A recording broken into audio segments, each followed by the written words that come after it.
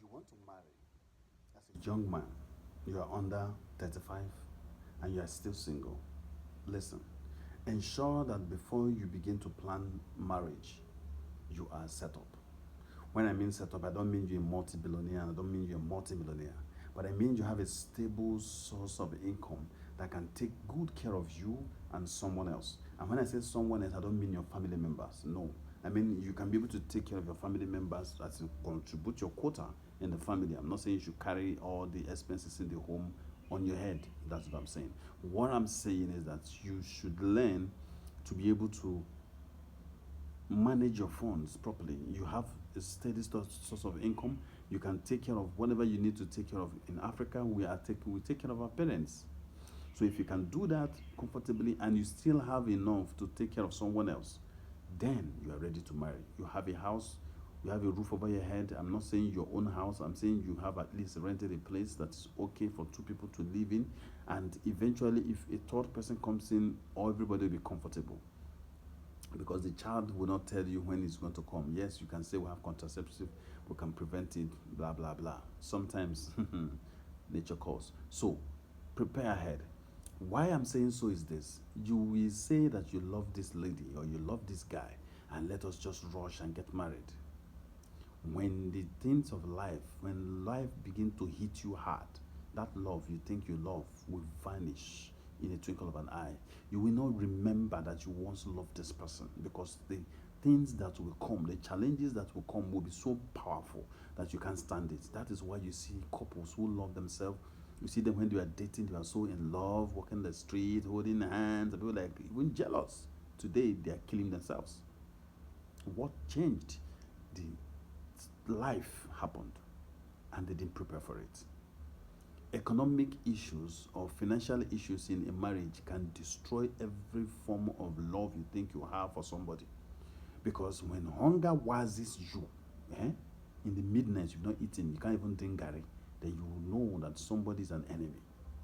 Now somebody will say, yes, but the woman should work too. Yeah, she should work. That is true. If you feel so, why not? But some women think that the man should do all the spending while they do the saving for themselves. Not that they're saving for you, they're saving for themselves. And if they don't have a saving, it looks like they are in trouble. Why? Because a woman loves security.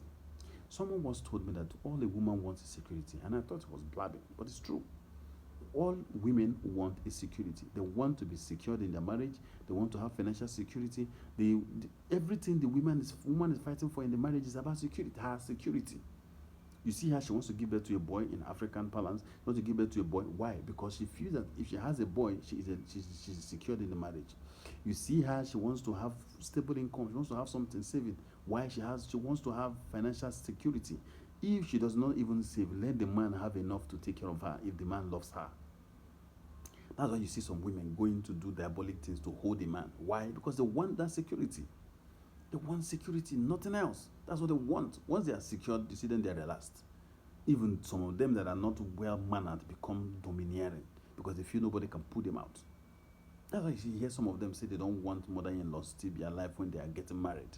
Why? Because they think mother-in-law can kind of startle their sons to reality if he's becoming foolish in marriage. So, for your own sanity, for your own life, try to be stable. Have something. I'm not saying you're going to blow up and become Dangote. No. I'm saying have something that can sustain you and your family, and you guys can be able to live on what you have. If the woman is wise enough to say, okay, fine, I'm part of this marriage and I want to invest in this marriage, awesome. Thank you, God. That is awesome. That is wonderful. That is a blessing, in fact. Then open doors for her to do so and make, because some women love to sow into where they hope to reap. Not all women want to cross leg and watch you. Even if they're working, they want to spend their money on their family and on themselves. Even though a man wants to borrow you the money instead and say you should pay them back. But if you are lucky enough to get that kind of a woman that wants to contribute with you, my brother, you are blessed. I am blessed. I won't lie. I am blessed with such a woman. So pray for such a woman. So that kind of a woman will understand what it means to go out there and work and earn a living. Not the one that will be at home. They won't understand all this and they will put all the pressure on you. That is why men are dying early. Men are dying early because of stuff like this. because the pressure is too much, especially in this situation in Nigeria, in Africa, where the economy is useless, the social amenities is dead, nothing, no healthcare, no quality education that is free, no proper free healthcare. Most Nigerian cities or villages don't even have enough. They don't even have equipped hospitals with good doctors that can work on you. Those doctors that are in the city that are good, they go and start their own private practice. And when they do their private practice, you know what that means? His attention is shared. So you might come, you can't guarantee his full service, because if he gives you full service, how will somebody patronize his own hospital? So you see, in a country like that, where even to get good education, you will spend the money. Get good healthcare, you spend money. To buy food is expensive. To rent house is expensive. And all these expenses are on the head of a man.